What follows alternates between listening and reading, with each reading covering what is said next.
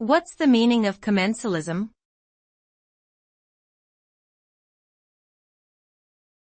Commensalism.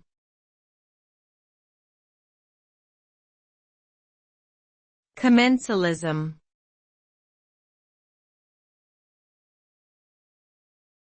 Commensalism.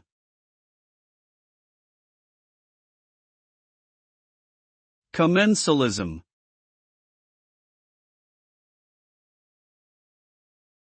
Commensalism is a type of symbiotic relationship between two species, where one benefits and the other is not significantly harmed or benefited.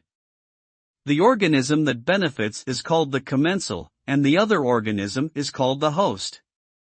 The commensal benefits by obtaining food, shelter, or other resources from the host, while the host is not affected in a positive or negative way.